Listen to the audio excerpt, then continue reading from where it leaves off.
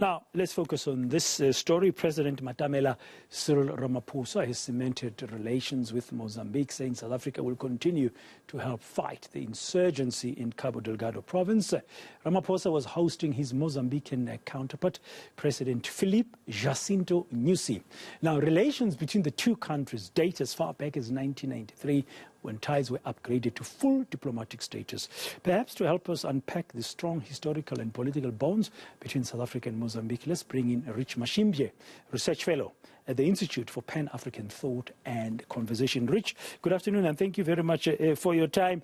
I mean, let's just talk about today. If you look at the joint communique, I don't know if you've had sight of it yet, that has been issued in terms of this visit that Filipe Nyusi paid to Matamela Cyril Ramaphosa today.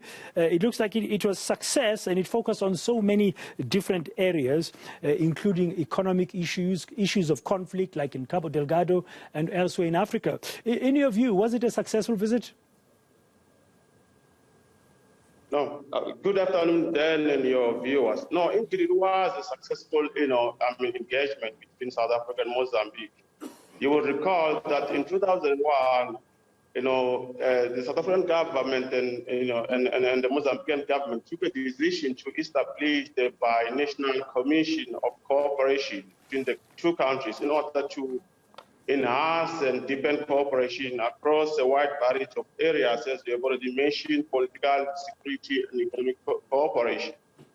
But I think that in the current context, the most important aspect of these are security cooperation and economic cooperation. As we have already alluded to, the security stability that has sort of gripped Mozambique for the past few years, I think since 2017, as instigated by the ASWJ militants, will have featured quite, quite prominently in the exchanges between President Ramaphosa and President Nyusi, to look at how South Africa can sort of assist Mozambique at the country-to-country level to deal with this situation. Of course, as you will know, there is already an intervention by the regional, organization, to some extent by force, its intervention or its armed, so to speak, in 2021, and so far this has done well in terms of, in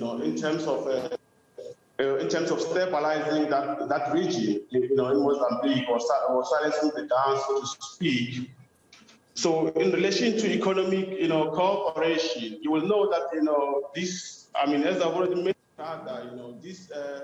the BNSC was established in 2011 rather. When it was established, trade between South Africa and Mozambique stood at 21 billion rand. But a few years down the line, in fact 3 years later, that sort of doubled to 43 billion. So it tells you how crucial this bilateral structure or bilateral engagement structure is to the deepening of cooperation, between South Africa and Mozambique. And of course, as we are aware, there are a lot of South African companies that, do trade, that sort of operate in Mozambique. And in fact, trade relations between the two countries have been growing ever since. So, but at a broader level, I think, the efforts, of South Africa and Mozambique under the guise of this BNSC or the Bi-National Commission of Cooperation are also in pursuit of the broader continental vision of, integration. You will recall that in 1991, I think, the AU or the then OAU adopted the Abuja Treaty, which called for the establishment of regional economic communities across Africa's regions. So as to sort of adopt, a bottom-up approach to the idea of, cooperation, development, and ultimately integration in the continent. So this also contributes towards, the pursuit of that objective. So I think, in my view, judging by, the statement that was released by the two countries, I think, the engagements were a success in that sense. Okay, so this looks like, of course, there's progress made in terms of trade relations, economic ties, and just general cooperation. But it's interesting that the communique also touched on their views about what's happening elsewhere on the continent, and also on the Russia-Ukraine conflict, but also the need to reform the United Nations Security Council. That is very interesting. Yeah, no, definitely. That has been a long-standing, position of many African states, that the UNSC or the United Nations Security Council remains, one of the, one of these mostly untransformed institutions within the global, interstate, system.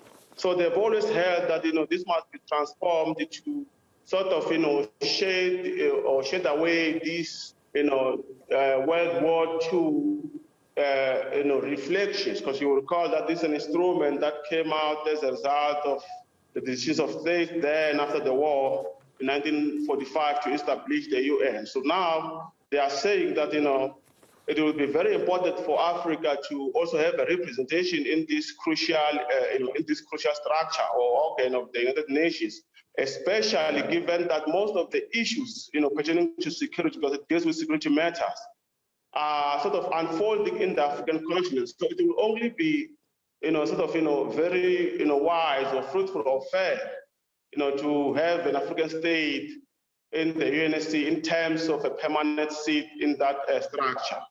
Of course, in relation to, to Ukraine, I think South Africa's position and that of of Mozambique is also shaped partly by their relations with the then Soviet Union. That is reflected in their position today, because I think they've, been very careful in terms of coming out to condemn the invasion of Russia, in Ukraine. So I think they will continue to tread very carefully in relation to that matter. Yeah, no, that's good. Thank you very much, Rich Mashimbye, for your time and your insights about this deepening of relations between Mozambique and South Africa. And we've seen the joint communique on the occasion of what has been described as a working visit by Mozambique's President Filipe Nyusi of the Republic of Mozambique to South Africa, of course, as the guest of President Matamela Cyril Ramaphosa.